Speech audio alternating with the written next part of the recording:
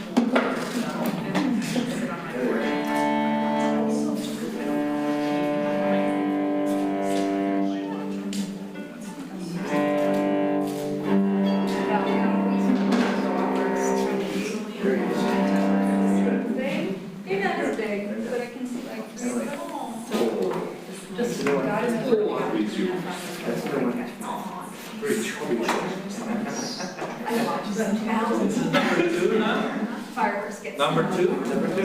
Wow. Well, I guess them a TV or something. Because the aficionado or something. But I have more graduates. Yeah. Well, he has to get married first, don't he? Yeah. Yeah, he got to settle him down.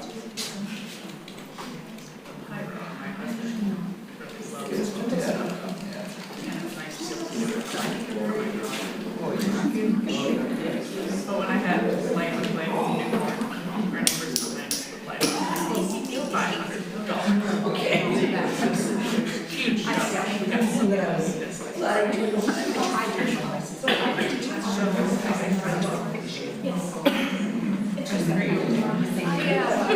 just watched that happen. The first thing that happened was your pencil had just completely fell out of the pencil. And then he's like, where is it? And the whole thing just exploded. It did explode. Just like magic. Did you see where it went? So David, you guys are first. We're first? Yeah, you're first. Oh. The other one is the camera group. I've heard otherwise, but. I think it's protect first. Yeah, that's them. Or are you guys in Portana retreat?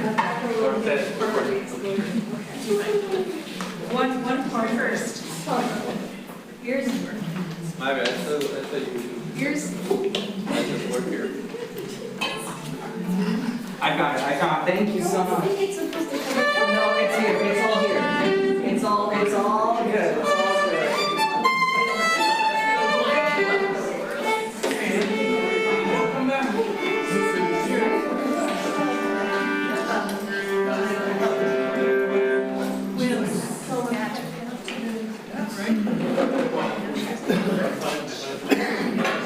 To have a pencil that didn't explode.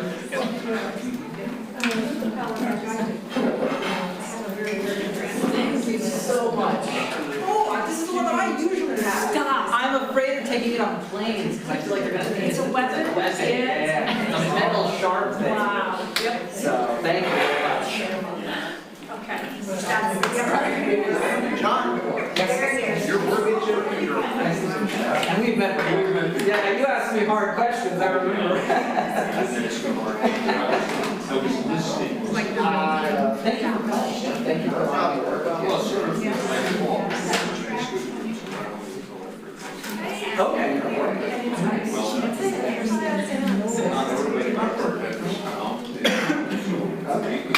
Everyone was telling me you guys put this together. It's very. we just rehearsed yesterday.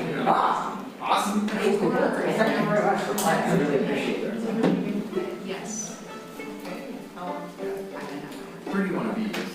Probably up here so I can get the ambiance.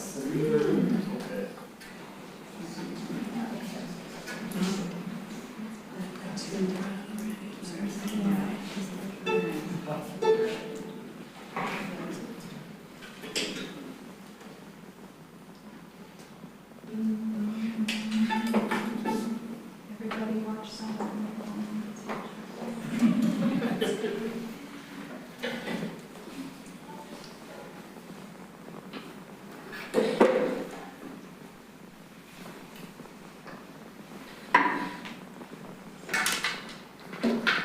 You guys just do the first two? We're just going to do the first one. First, I think that's enough. Yeah, definitely. David, are you gonna announce what we're doing? Oh, I will actually do. We're playing Very a nice. movement from the lyric quartet by William Grant Still. And I don't know how many people know much about William Grant Still, but he was a rather famous African-American composer, partially self-taught, and he composed actually some wonderful music, wonderful music, but he made his living mostly being an arranger for people like Duke Ellington, et cetera, obviously he had to make a living. And so he wrote a lot of choral works, he wrote an opera, he wrote, I believe, another quartet, he wrote several symphonies, and his music, in my opinion, it's fascinating and it's just generally beautiful. Very melodious.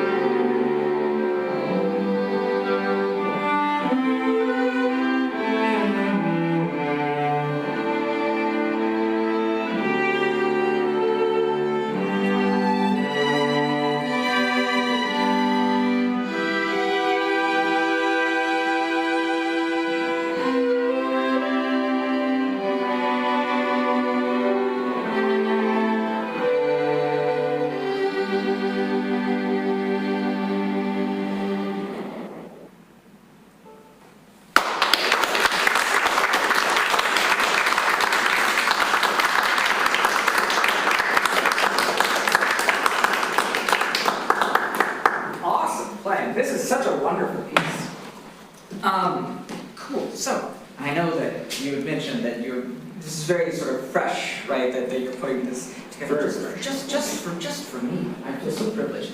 Right out of the curator. Really beautiful playing. So I think that a lot of the questions that I'm going to ask are sort of things that are just like, it's new. But I want to go through them nonetheless. You know, when I'm looking at this piece, I'm really thinking about how so much of it is this blended sound. And there's a lot of homophony, a lot of things moving together. And yet there are parts where a texture suddenly comes out. There's a viola solo, or there's this sort of dense supporting line and something floating on top. So, and could you let me know when we're out of time? Just or something. So a big thing I want to think about is how we're coloring the tone in order to facilitate that, in order for the audience to really understand what's going on without having to check the score, and so that the parts that you really want to bring out are being brought out. Can we start just right at the beginning? Can you describe to me what your conception is? And again, I know this is very new, so if you're thinking on the spot, that's okay. But what your conception is of the tone color, especially at the lower voices, the viola and cello. I'd like John to go first. Well, I perceive that I have a moving part for at least the first couple of measures, and it needs to be fairly warm. Oh, my score is different. Oh, Yeah. I'm sorry, I have the wind score. You have, never mind. Cello, second violin, I apologize.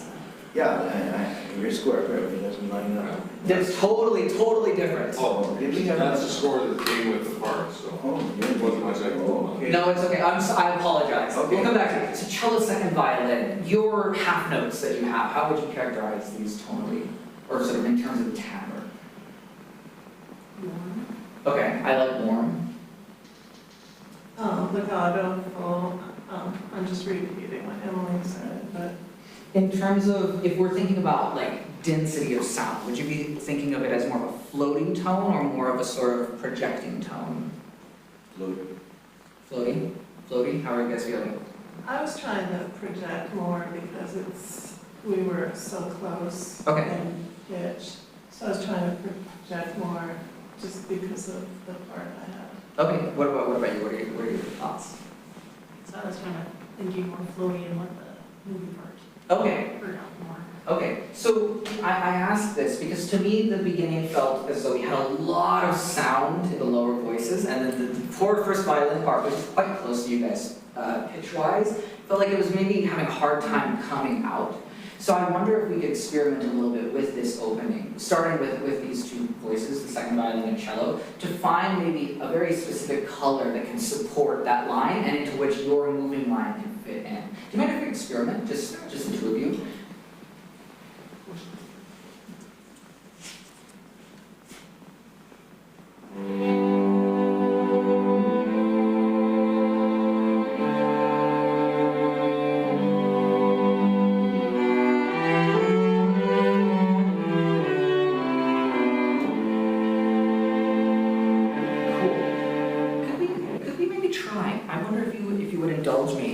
Just thinking about making like a magic texture, what if we try maybe slightly slower bows? I like the idea of maybe not projecting, but creating more density in the sound. So I think floating could work, but to me, I maybe envision these lines as floating a little bit within this texture. Just as an experiment, could we try maybe a little more contact in the bow, a little slower, and maybe slightly sparklier vibrato? I think you're matching vibrato very well, actually, but just to search for a texture here.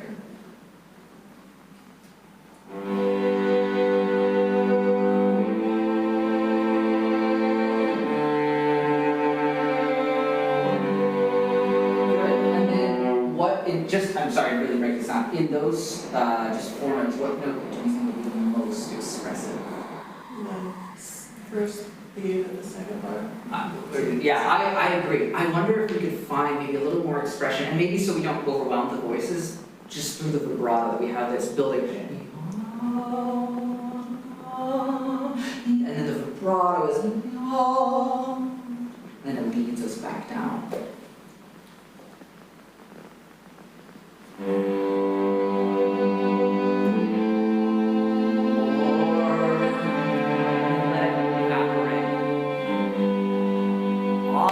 See, to me, that's very magical. I love that texture. How do you feel about this sound? That was I really like your thought with that, because to me, I wanted to get louder, and that's,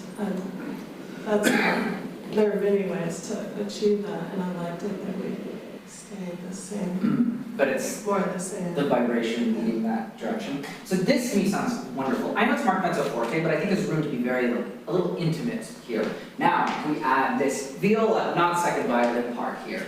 And I wonder, I think you're already doing a wonderful job of this, but if they're creating this wonderful, magical texture, if you just allow your line to sit within their sound, I think you are probably literally within their pitch. And imagine, like, feed off of that texture energy and allow that to just, you know, modify or affect the way that you're playing your line. Try that.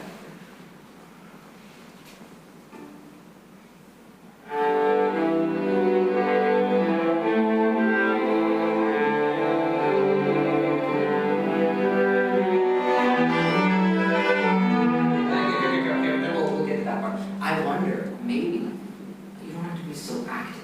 Okay. If there can be more of a, just as an experiment, so instead of feeling individual gestures, I mean, I think what you're doing now is lovely, and it's sort of like these wisps, but I wonder if it could be more floating along with their color. Can you try one more time? Sure. We'll add for slide.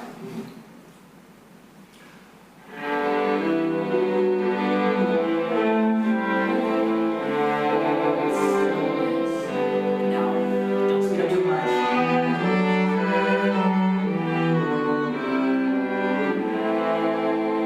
So, I mean, I personally like that a lot. I don't know what people think. To me, it's Cool phrase, huh? yeah, it's creating a very pastoral energy. I don't know if you know this, but one of his alternative titles for this was On the Plantation, for this first movement. And so there's a lot of evocation there. But, you know, I think part of that at least is this feeling of vastness. Now, can we add the first violin part? And now that we have this very relaxed thing, maybe your tone, you have a choice. You're either matching this tone color or you're changing it and you're coming out. Can we experiment? What? I'll see. Yeah, let's see what happens.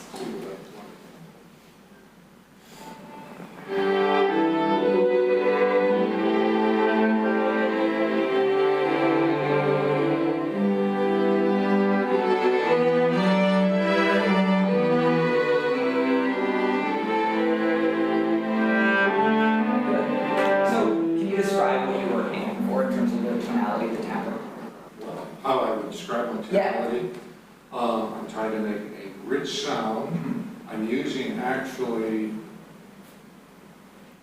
I'm changing my vibrato a lot depending upon where I'm going, what I perceive the dynamic to be, where the phrasing is going. So then you probably notice that Yeah. there's certain notes that I would use the vibrato more than, shall we say, pressure in the bow Yeah. to create the sound I was looking for. I like it a lot. I wonder, all experimenting, I wonder if you could almost think of your part as being a little less active.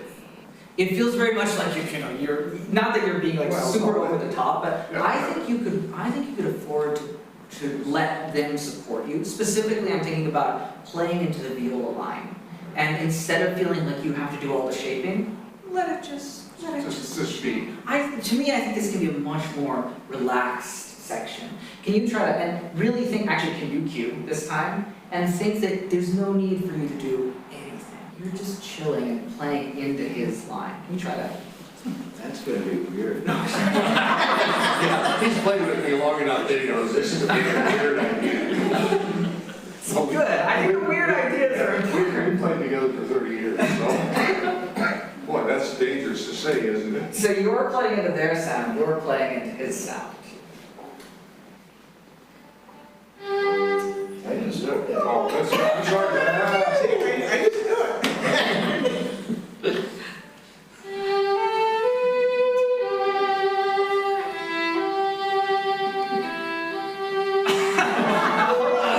Where's the viola? You gotta let him start. Well, I let him, we start, anyway. Teach you. You give the command, my friend.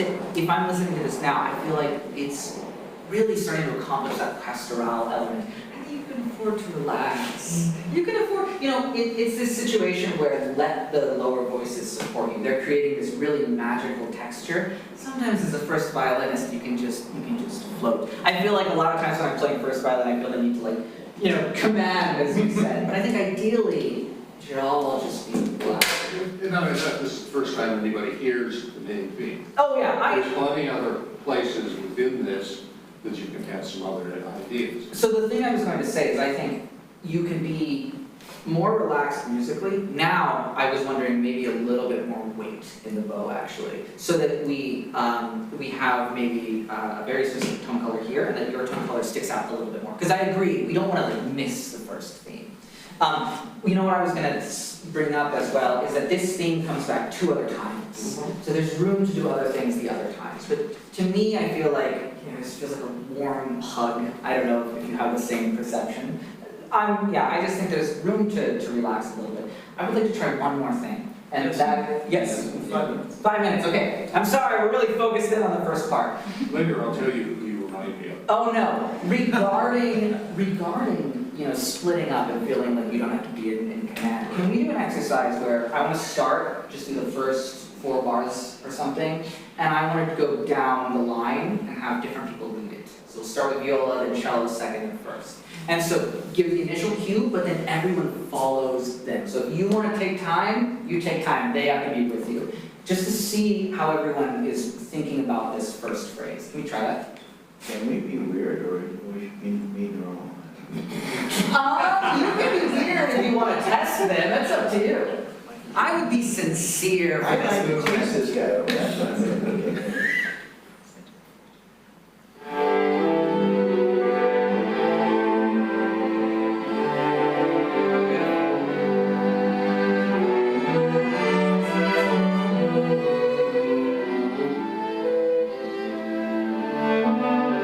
Yeah, okay. Let's start cello.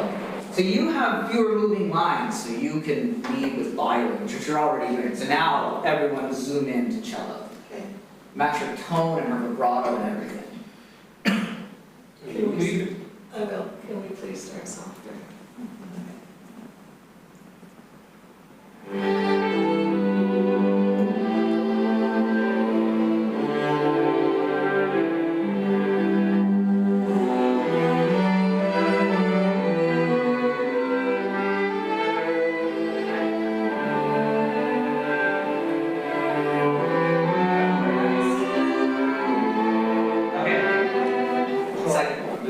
No, you're good. Second violin. I'm sorry, I haven't memorized your names. I apologize. I'm just saying instruments.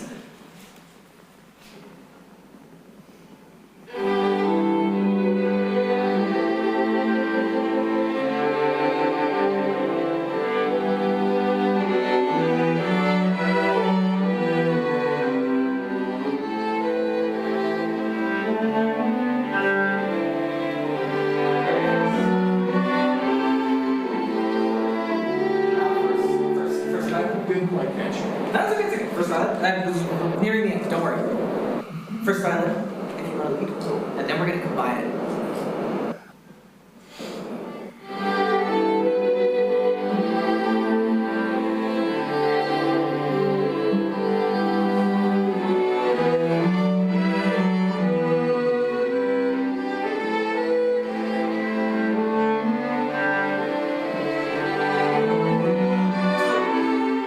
Just to characterize here, I think that this idea of cueing in a quartet is a little bit dangerous. It's I feel like ideally we don't want it to be like a one-person cue. Sorry. Okay. I think to share in that responsibility is very important. And one of the reasons is that from each of you, we got different musical elements. Different things came out, different things were highlighted.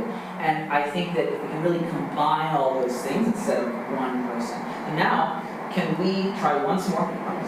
Once more, this is opening. And can all of you do the cue? Someone's going to be the first to move. Don't make it don't feel like you have to cue a tempo. Just cue an energy. And then everyone's listening to everything the whole time. That was a cue. That was a big, no. That was small. That was a big Okay, cue. I understand what you're doing. Yeah!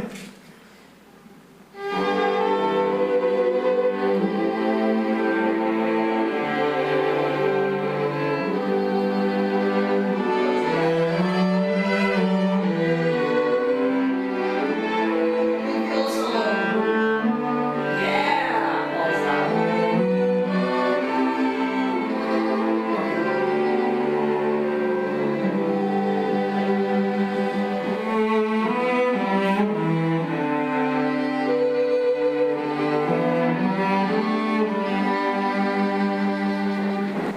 Wonderful. And I know, again, this is very new, so a lot of this is just building familiarity with the piece. But to me, so much, just from like that, just not even talking about any specifics, so much nuance and timing is happening. I would always do the viola solos louder, by the way. Just in general, they're coming out, but big viola sound. And already, just that exercise in allowing other people to sort of lead and seeing what people bring, there's so much nuance of timing, of dynamics, and none of that needs to be discussed. You know, it's not specifically being like, here we're getting louder, here we're slowing down, it just all happens. And just with that, there's already so much of that happening. It's really, it sounds wonderful. You know, what you're saying really resonates with me as a violist. Because I do have, you know, I have to work hard to project over the higher voices. And sometimes I'm playing in groups where I know I have the solo. And I'm going, okay, here we go, and you know, you push too hard. And it just sounds so strange. And you know, and you want to be polite about it, you know, like, No, He tells me to shut up. I don't want to step on the feud or anything. Anyway, wonderful playing. Thank you very much.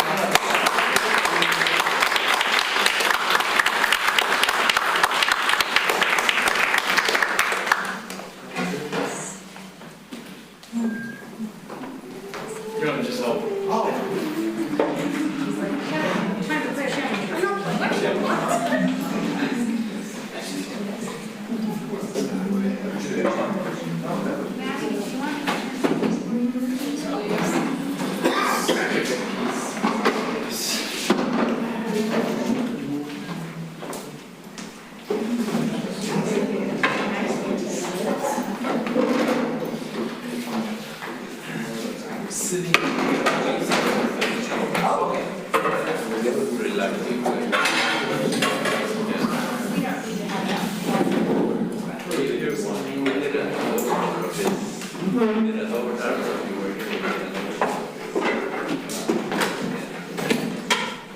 I'm sitting here for just didn't want to get run over.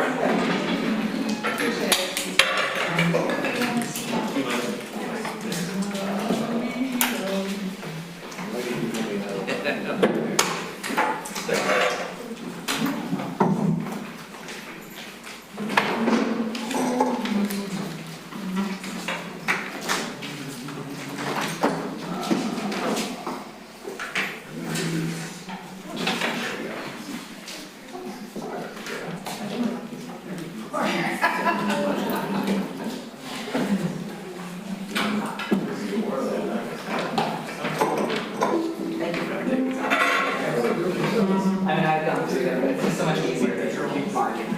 Sure.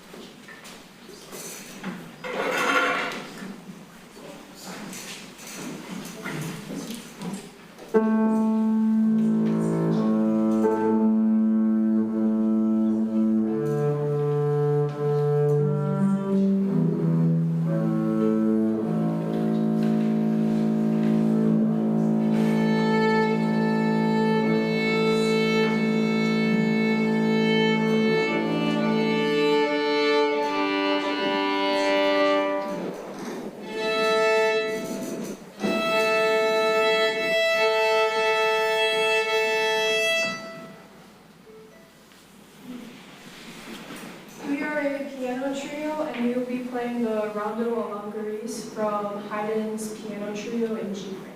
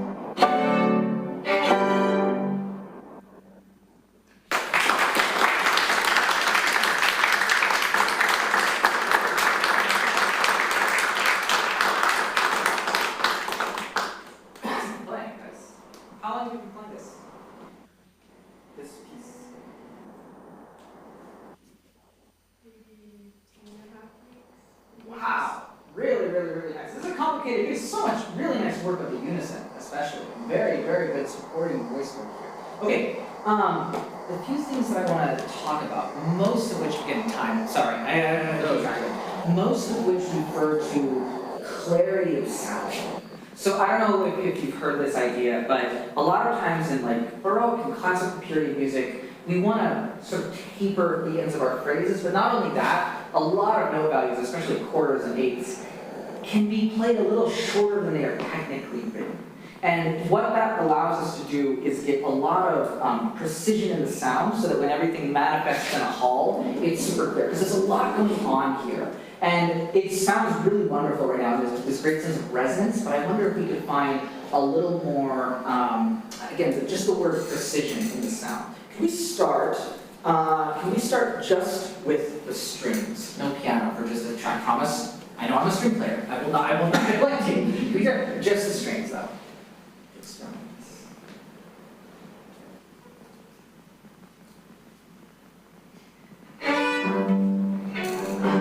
It's okay. If you give a confident cue, everyone will respond. You don't have to go.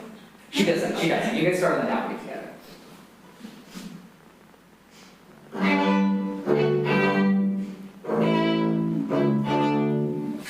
Can we try that one more time?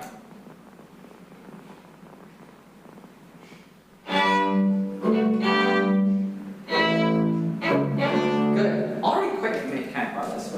So, when we're playing these kind of, we're supporting now, can we aim for maybe a little bit more louder, first of all?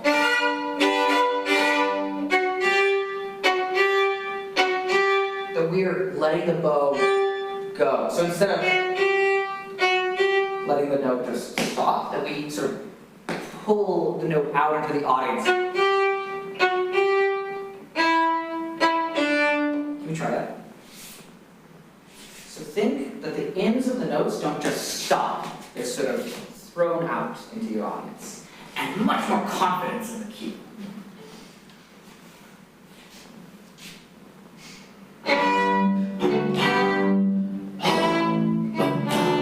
Already very nice. Now, just a tiny bit shorter. So throw it off into the audience, just cut it tiny bit shorter from what you're used to.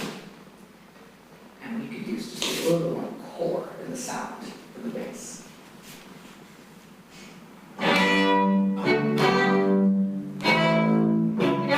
Keep going. Good. So what this is doing is it's giving a kind of bouncy platform. Because if we just play the notes exactly as they are and we just let them start and stop, it sits. And we don't want this to sit. We want this to be propelled forward. We add the piano part, and whatever she does dynamically, you need to make sure that you guys are still heard in this supportive role that you have right now, which probably means you're going to need to be a little louder in general. Try it.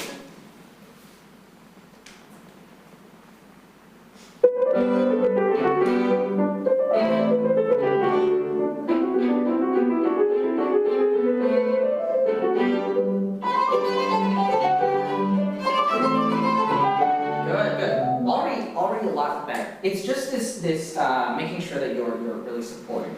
Now, when we get to the unison, I wonder, and actually starting in your line first, if you were to look at that first line that you have in the piano part, you have it's marked mezzo forte, right? Which one of those first two is more?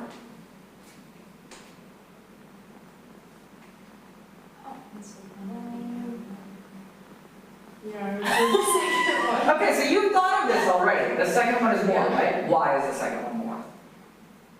Don't answer for it. I'm not. I was like, Maddie, I'm gonna help you out here. You wrote it in.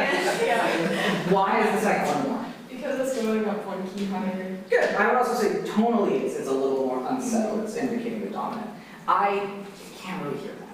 I'm being very picky, but I wonder, and it doesn't need to be a lot, but it needs to be enough that if you imagine your dynamic levels aren't like this, and it's like, oh, this is mezzo forte, it's more like, this is mezzo forte. Mezzo forte needs to be allowed to intersect into forte and into mezzo piano so that there can be expression within that. If we are too constricted with our dynamics, we kind of limit our expressive capabilities within that. Can we try one more time? You guys can still be a little bit louder. A tiny bit louder, especially when she does her second little gesture. And can you over-exaggerate for now the differences between those two?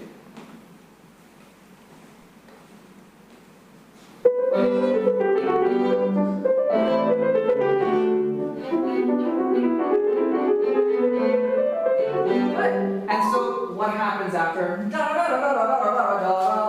What happens dynamically? When you start. I was thinking we drop and then crescendo. I like that. Have you talked about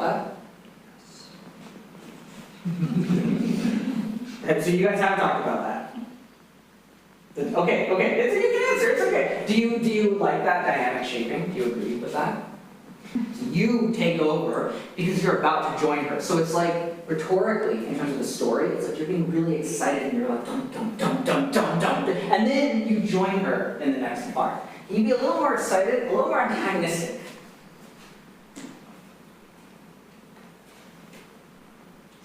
And now more? And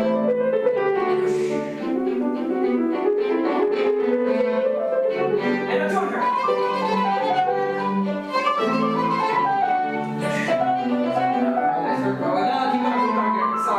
I'm really messing with you. So that was already a lot better. Having this activity in the supporting voices is so necessary. It's why I started with like the bow stroke that we're doing. Okay, where does it start? Here, right? No. Yes, okay, good.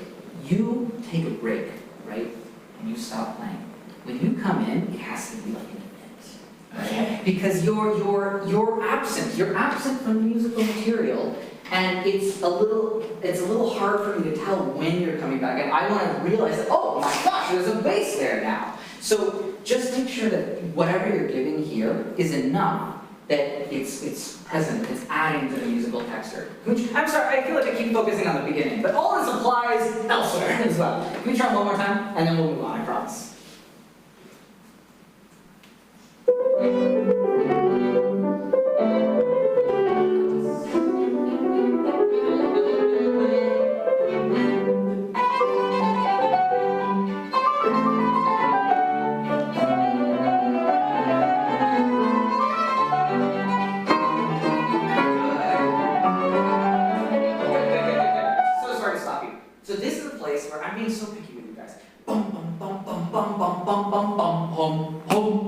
Can you just play that part on your own, if you don't mind? Starting here. Yeah, wherever that is. Yeah. Good. So this is a place where there are quarters, right? Yes. Yeah. I think this is a place where, again, I talked about notes being a little shorter than they're written. I wonder to add more buoyancy, if this could be boom, boom, boom, boom, boom, boom, boom, boom, boom, boom, boom, instead of boom, boom, boom, because the legato kind of slows us down a little bit. But if you keep it jumpy, can you try once more where you go boom, boom, boom, you get that part? Even shorter, boom, boom, boom. Even a tiny bit shorter on the first one. Yeah, and now make sure that boom, boom, boom. Yeah, so it's subtle, but I think that it creates this sensation that you're propelling them, that you're pushing them forward. Same with your bum, bum, bum, bum, bum, bum. Can we start whatever that second phrase is after the repeat?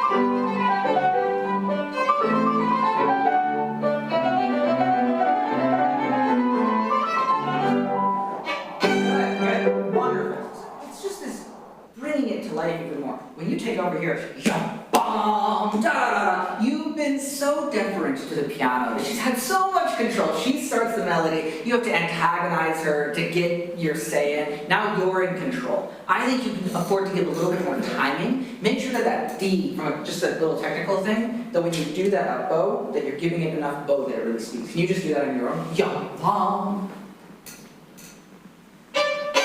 Good. Tiny bit more length on the D. Yum, bum. Yeah, and so the difference is that it's like, if it's too staccato, because I like the punch that you're getting, but you're getting a lot of punch and then the note is so short that I can barely hear the pitch. If you just lengthen the note a little bit, I know I was talking about shortening notes earlier, but for this one, if you lengthen the note a little bit, we really hear harmonically what's happening in that D. Can you try one more time? And the G is sforzando, right? So describe that sforzando to me. What are you doing to make it happen? Using faster go speed at the start of the note. Okay, anything else? It's okay if it's not, but. Okay, can we try that? Just in your own little thing. Good. I'm getting like a lot of weight at the beginning. Do you hear that? Sometimes we want the cut, the consonant sound, but if we're going for fast, because it's the idea that it's like yum, or is it bum bum? Which one? If you were to choose one. It's okay. Can you, I'm sorry, I'm being very mean to the individual person. Could you sing it once? It's okay. I'll block the camera for you. And you can speak it. You don't have to literally sing it. Da da. Okay, so da da. You're using D sounds. So I think that the sound that you're getting from your bow right now is much more of a cuff. The duff is a little rounder, dum dum, versus ka ka has a more cutting effect. Right now, what you're getting with your bow is a little more of a cut. Can we try once more? Getting a da sound. Just envisioning it. So it's already a little better. One more time. So you hear now it's lacking a little bit of that pop at the beginning. I personally like it a lot better. I think it gets the sforzando, gets the power, but it's a little more celebratory and less threatening. I was scared before. Okay, can we try now? Start from your solo. Your solo, you're taking over here, right? And can you guys join her again? Okay. Go ahead.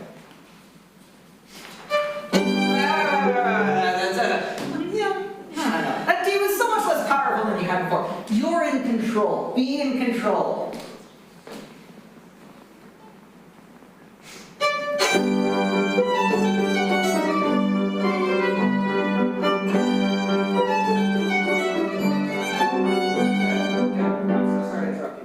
I wonder. Oh, you correct me later. Go for it. Is there a way? Can you do some pizzicato? Just anything. You hear that sound? Is there a way that you could mimic that with the piano technique? Can you do yours?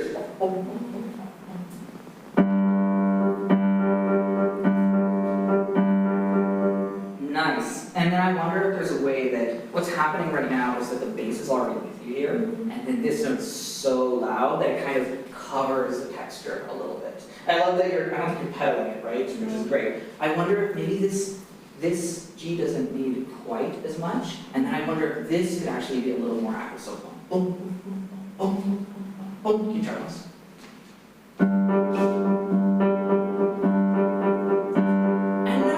Already, to me, that feels a lot more uplifted. Again, this idea of creating lift, right? So already, a lot of times when we have these kind of things where there's a syncopated rhythm, you have a bum, yum, bum. The emphasis we actually want to put on the shape of that rhythm afterwards. We try once the same thing, and with that in mind. And more. It was great the last time. Do it again, but even more.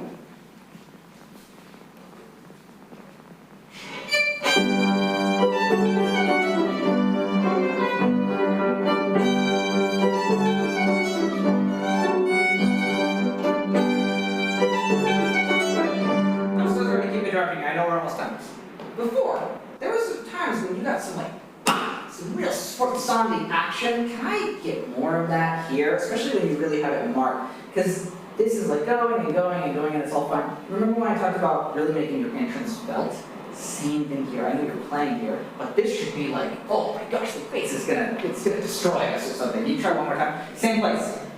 Just a little more activity, especially on the sports ensembles. I think maybe even a little bit more balance toward the alto voice, for the bum bum bum in the piano.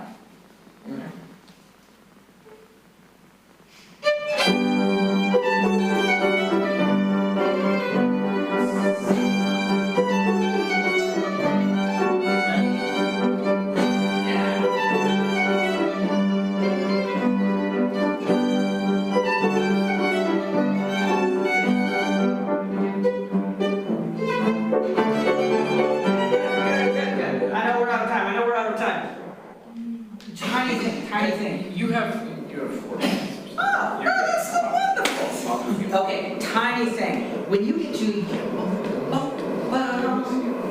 I love that you were doing it already. Could you even exaggerate the length differences? So it's that it's really, really loud. A big part of what I'm pushing for now is just bringing the distances further apart. So your highs are really high and your lows are really low. Can you try right from there? The I don't know what it is. You know where it is, right?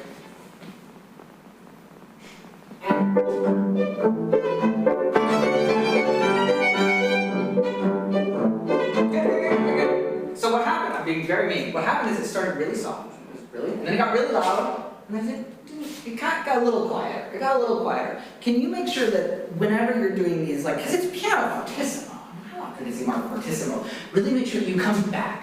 And how would you describe this section? What is it doing? What is the character?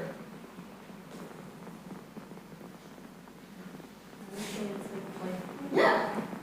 Playful? I would say it's playful. I would say it's like a joke, honestly. It's so extreme, what he's doing dynamically, that it's a little silly. Make it sound silly. Embrace the silliness. Can you try this once more?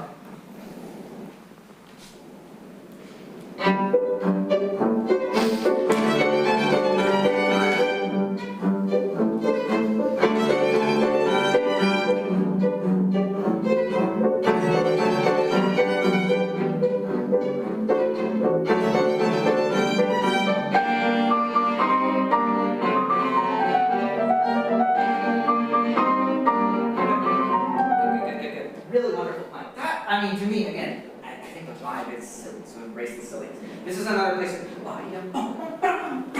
could be a little sharper, I wonder. It's so dramatic of a contrast here. There's this shift into minor that we have. And I think that you have the challenge, as a pianist especially, of making your voices heard without making them overwhelm everything else. It's really a challenge. As string players, we need to work so much to be really loud. Like, genuinely, that's just a big part of what we do. And then there has to be some level of accommodation for piano, because it's so easy to overwhelm. So the question is, how do we make sure that your parts are all heard and clear without becoming super overwhelming? So in this place, for example, this place where you take over, I think that what's going to accomplish that is the articulation of these, that they're very sharp articulation-wise. There's no, like, softness to the way that you're activating the key, but that everything is, again, like a pizzicato kind of effect.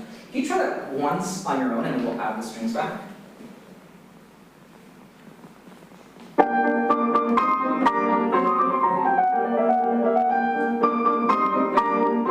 I wonder if we can have chord, new melody. I really want to hear that start. Sometimes I'm missing a little bit of that very beginning of that gesture. Can you try that once more?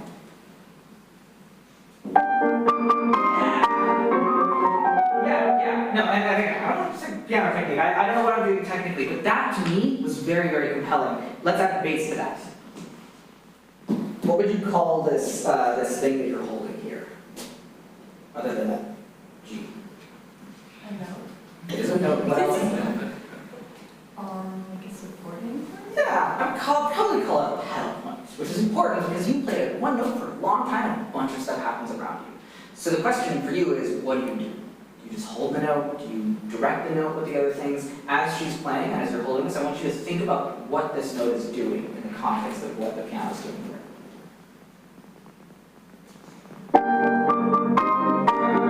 Right. It's a little soft. Do you hear? It's a little wah, wah, wah, wah, instead of ba, ba, ba. bum, bum. We talked about articulations before, vocal articulations. What articulation is this? What sound? I was thinking, yeah. I like da da. I like da da if it's a very da da da da da. Can you give me that? One more.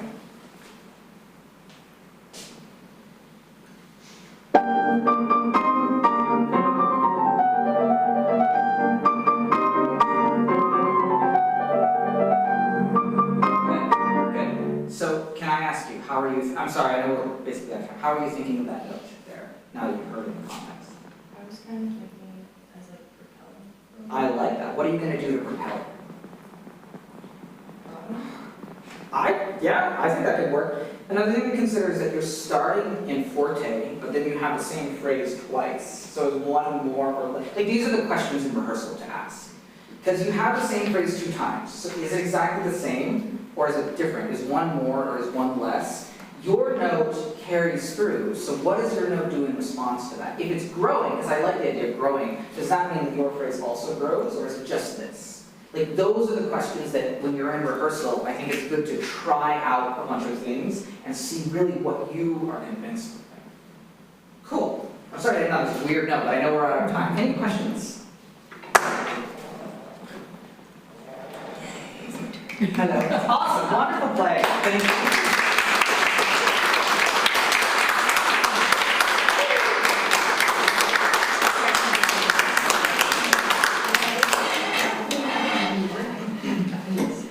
If you were here last time, you know that there's a survey, QR code. It's the same link as last time. Check exactly what you were at. And the feedback you can fill out this multiple times. If you want to fill it out for this event, we have another event at 4:45. Oh my gosh, I have to do it.